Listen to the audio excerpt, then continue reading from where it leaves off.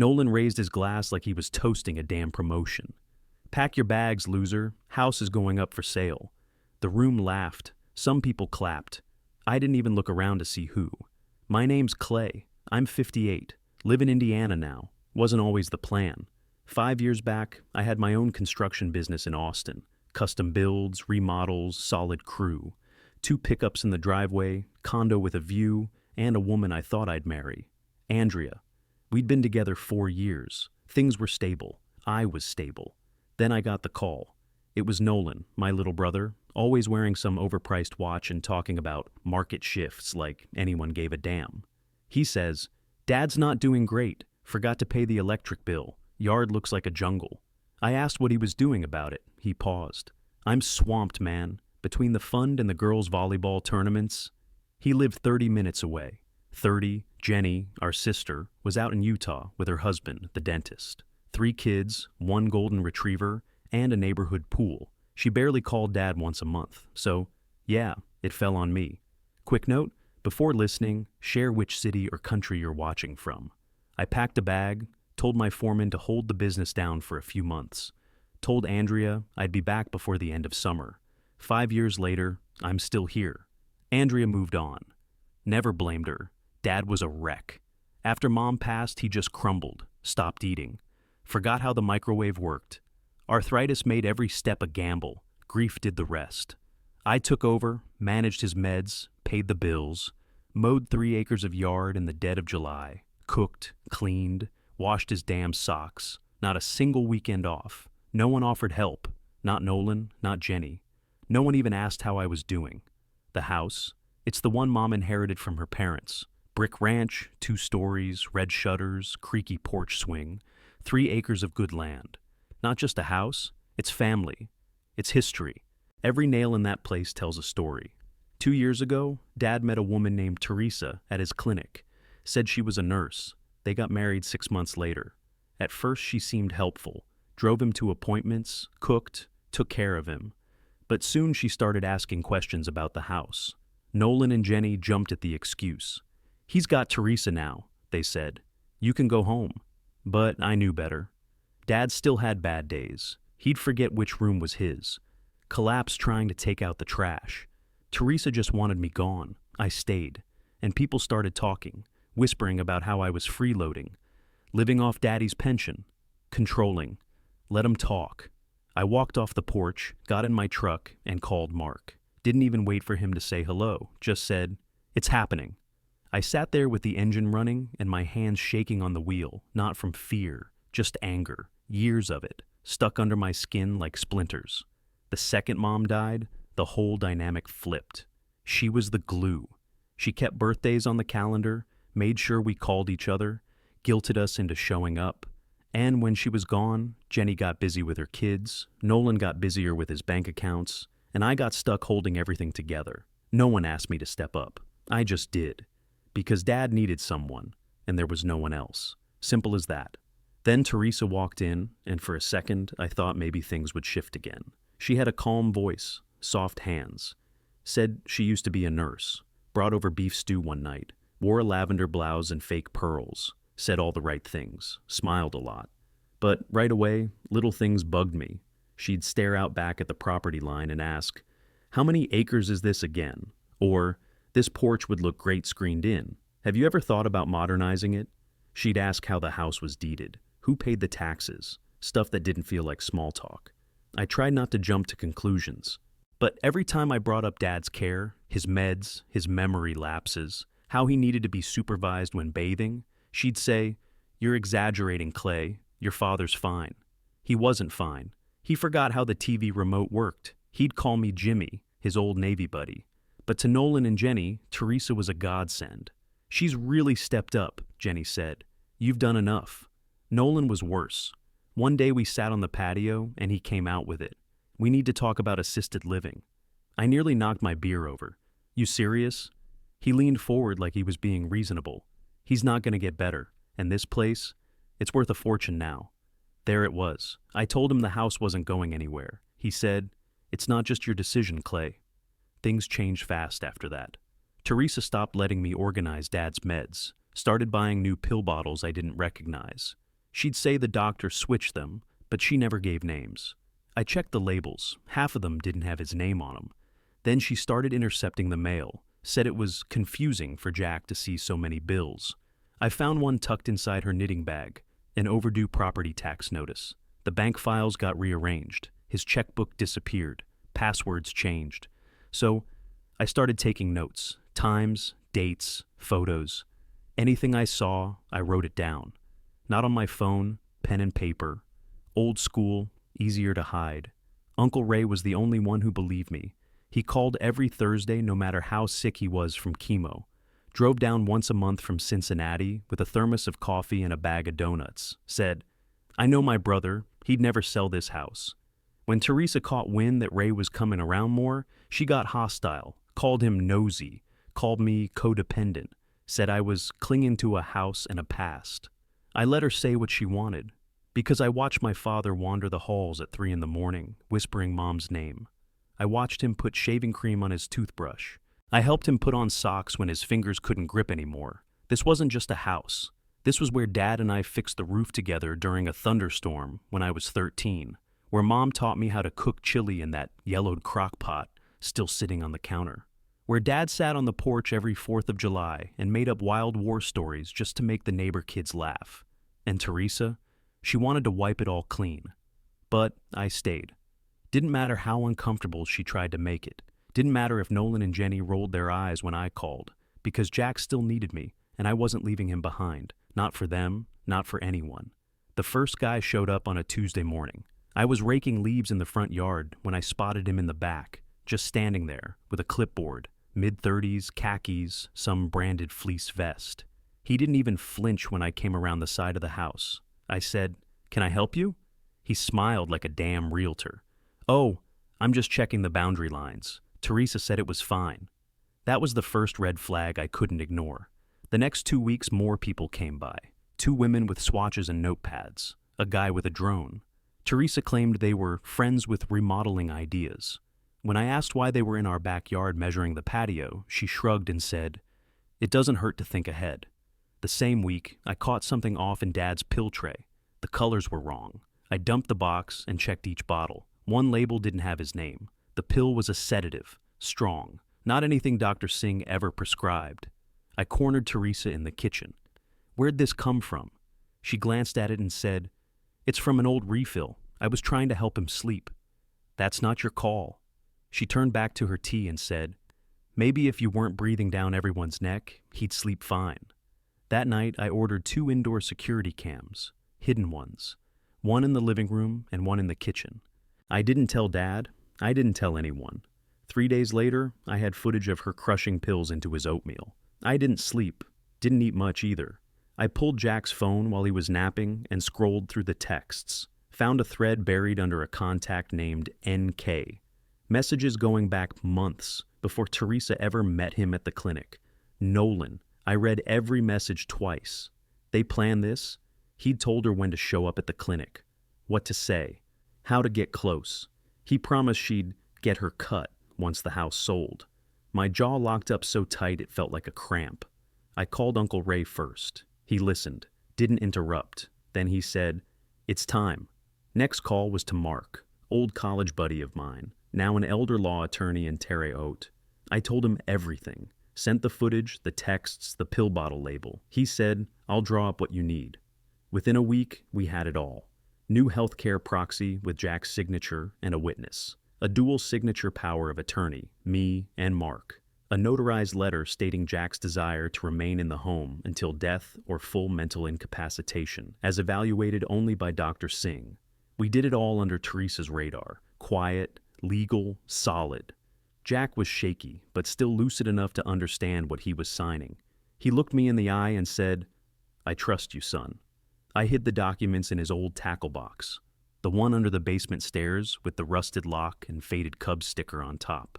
Nobody but me knew that box existed. Mark said the next time they tried something, we had to be ready. I said, "They'll do it at the party." He didn't even hesitate. "Then we'll be there." Uncle Ray offered to come too. Said he'd bring Dr. Singh if needed. I kept quiet that week, played along.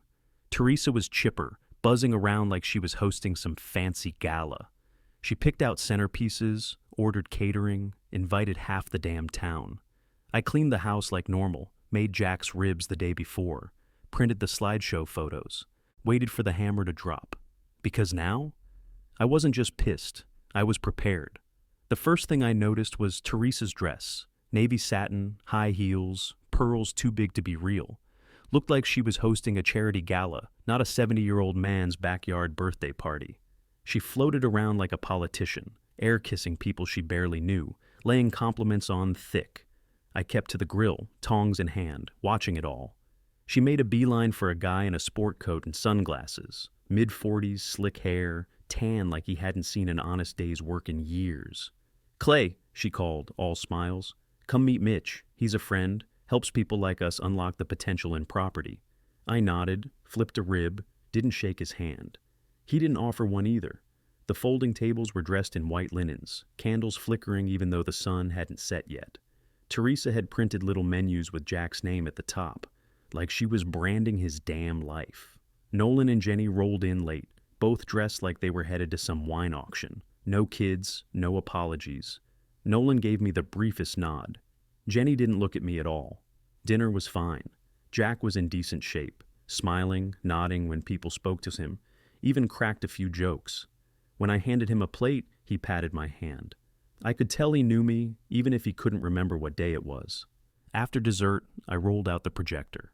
Set it up right in front of the porch swing, lights dimmed, country music low in the background. The slideshow hit like I wanted it to. Dad in his Navy uniform, Dad teaching me how to fish, him and Mom dancing in the kitchen. Jack smiled. He teared up at the photo of him holding baby Jenny. Then Nolan tapped his glass. Fake smile, perfect posture. "Let's raise a glass to Dad," he said. 70 years and still kicking. Everyone clapped. I kept my eyes on him. I knew that tone. He cleared his throat. "We've got some news tonight. As you all know, Dad's health's been a challenge. He's in need of more comprehensive care, and we've decided it's time for a change." "We?" Teresa stepped beside him, smiling like she just won a raffle.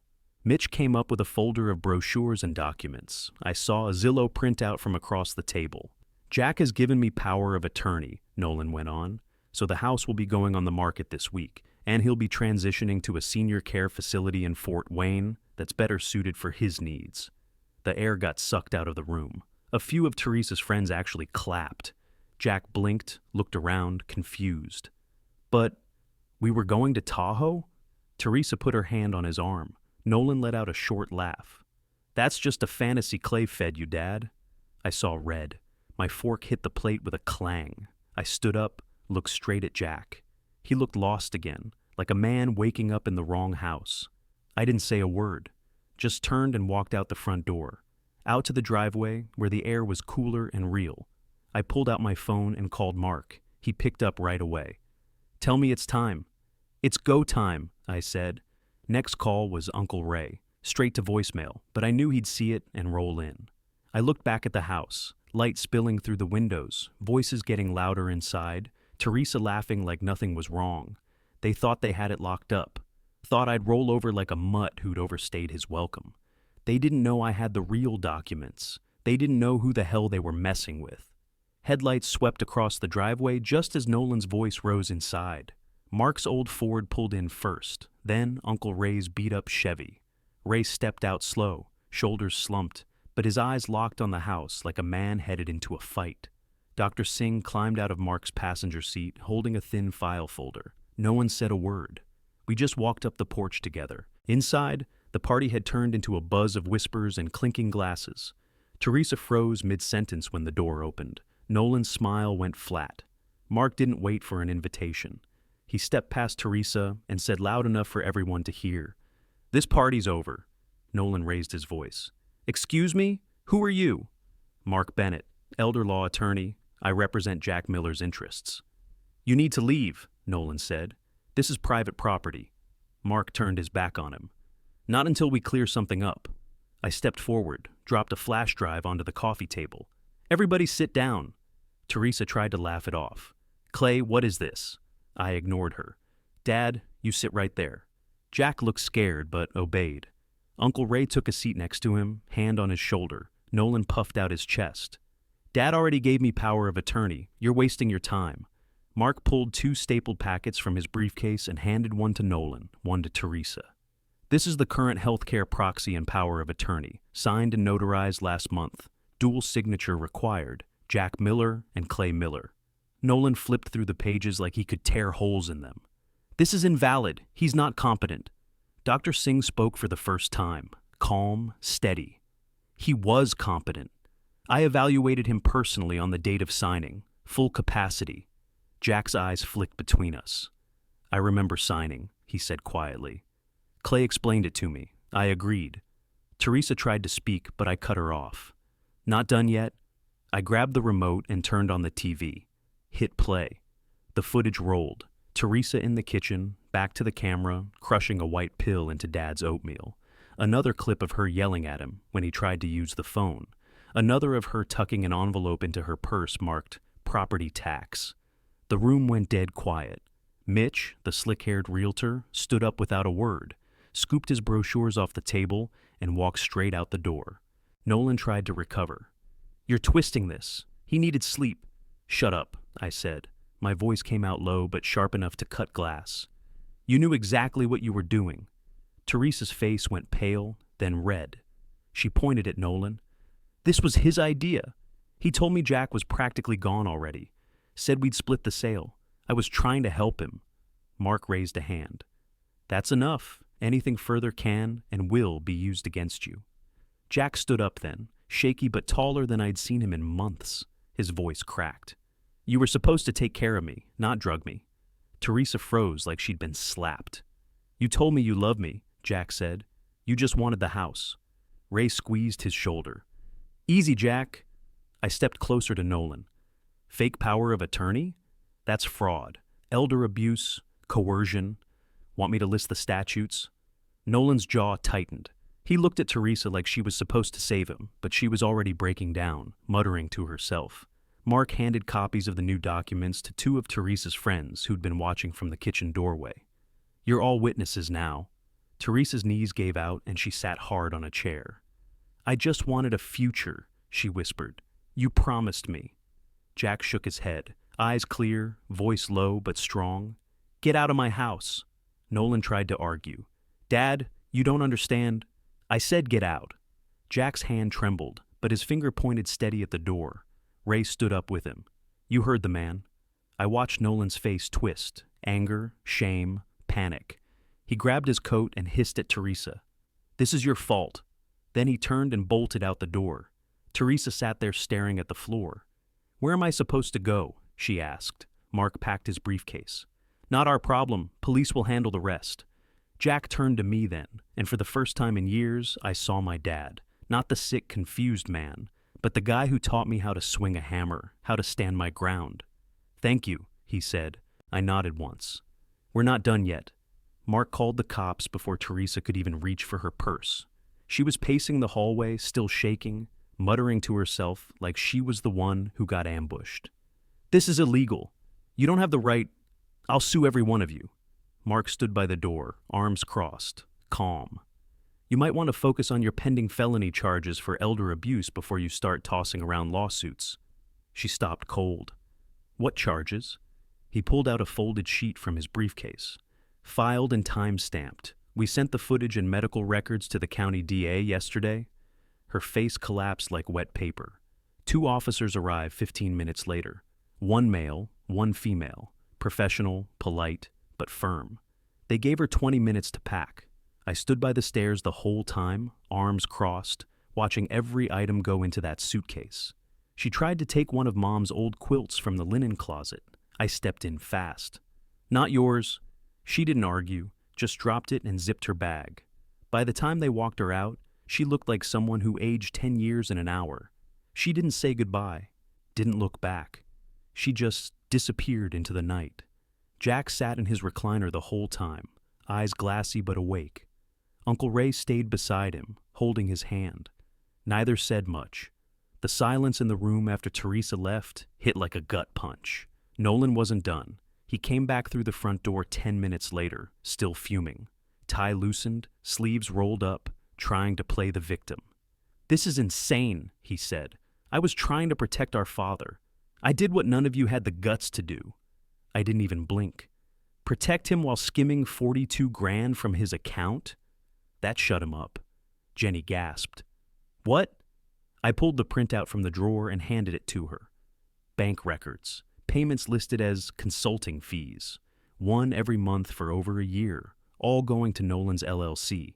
He tried to backpedal. It was for advice. Financial services? Cut the crap, I snapped. You robbed him blind and called it business. Jenny covered her mouth with both hands. Oh my God. She sat on the edge of the couch like her legs wouldn't hold her. Her voice cracked. I believed you. I told Clay to stand down. I let you talk me into thinking he was the problem. I looked at her. You weren't the only one. She started to cry. I'm sorry, Clay.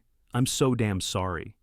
Jack looked over at her, slow and tired, but clear-eyed. I trusted my own son over the one who's been here every day. Nolan looked like he'd been slapped. You don't understand what I was trying to do. No, Mark cut in, walking to the center of the room. You don't understand. I'm filing an emergency protective order. From this moment forward, you are legally barred from accessing Jack's accounts, property, or medical records. Try anything, and you'll face real charges. Nolan's face turned red. You think this is over? I stepped toward him. Yeah, it is. He grabbed his coat and stormed out the door without another word. Jenny didn't leave right away. She stayed with Jack, cried into his shoulder for a long time, while Uncle Ray rubbed her back. I stayed in the kitchen, staring out the window, watching the taillights disappear into the dark. Mark packed up the last of the files. It'll hold. He won't be able to touch a thing. I nodded. Good. Jack was quiet the rest of the night, but he didn't seem lost anymore. Tired, sad, but finally, safe. 3 months later, the snow came down thick and steady across Indiana. Big, heavy flakes that stuck to the mailbox and softened the edges of everything. I watched it fall from the kitchen window while Dad worked a crossword at the table, pen in hand, glasses low on his nose, mumbling about 7-letter words for regret. No meds fogging him up, no confusion. He was himself again, older, slower, but clear. Sometimes he forgot what day it was, sure, but we all do that. This was living. I'd picked up some part-time consulting work, remote jobs for small builders needing bid estimates and CAD markups. Kept the lights on, kept me sane. I hired a retired nurse named Beverly to come in 3 days a week. She made strong coffee, liked old Motown records, and didn't take crap from anybody. Dad liked her right away. Uncle Ray moved up from Cincinnati after he finished chemo. Said the fight gave him purpose, but the recovery needed a porch and a beer fridge. He came over most evenings, parked his old bones in the recliner next to Dad, and told stories from their Navy days, some of them even true. Jenny started showing up more too. Real effort. She brought the kids, helped clean, even painted the upstairs guest room. Her boys called me Uncle Coach after I showed them how to shoot free throws in the barn with an old milk crate. We didn't talk about Nolan much. He was under investigation last I heard. That 42 grand wasn't going to go quietly. Might lose his license, maybe more. He stopped calling, stopped emailing, stopped existing in this house. Teresa took a plea deal. Community service, probation, no contact order, marriage annulled. Jack didn't say much about her after that. One night I heard him humming to himself while folding laundry, some old country tune Mom used to play on cassette. That's how I knew he was healing, and the house, still here, still ours. Never hit the market, never got carved up or gutted for profit. It stayed exactly how Mom wanted it, loud, lived in, full of second chances. Dad and I finally made it to Tahoe. I booked the flights in February, didn't tell him until the morning we left. He cried at the airport when I handed him the itinerary, said he never thought he'd see those mountains again. We sat on the same bench where he proposed to Mom 50 years ago. It overlooked the lake, frozen at the edges, windlight and sharp. He cried again. So did I. Not loud, not long, just enough. We got back from Tahoe late Friday night. By Sunday afternoon, we were back on the porch swing, watching the leaves change. Gold, red, rust, all spinning slow in the wind like the trees were letting go of something heavy. Dad sat next to me with a blanket over his knees, thermos of coffee in his lap. The sun was dipping low, casting long shadows across the yard. The air smelled like burning wood and old memories. "She'd be proud of you, son," he said. I didn't say anything, just nodded once. There wasn't a speech to give. I didn't need a thank you, a trophy, a pat on the back. I did what had to be done. No medals for it, just peace. The porch creaked under our weight. He started humming, same old country tune he always went to when words weren't enough. I didn't know the name, just the feel of it, warm, steady, sad in the way only time could be. The swing swayed slow, back and forth. The world kept spinning like it never almost fell apart. And it almost did. If I hadn't trusted my gut, hadn't called Mark when I did, hadn't kept every scrap of proof, we would have lost it all. The house, Jack, the truth. People talk big about loyalty, but when it's time to act, only a few show up. I looked at him, gray hair catching the light, that scar on his chin from falling off a tractor when he was 20. He looked tired, but alive. Here. My boots tapped the floorboards as I leaned back, looked out across the yard we both bled into, the grass we mowed, the roof we patched, the memories they tried to erase. The house was still standing, still strong, still ours. I pulled a cigarette from my coat pocket, lit it with a cheap red Bic, and took a slow drag. Exhaled into the breeze. "We ain't going anywhere," I whispered.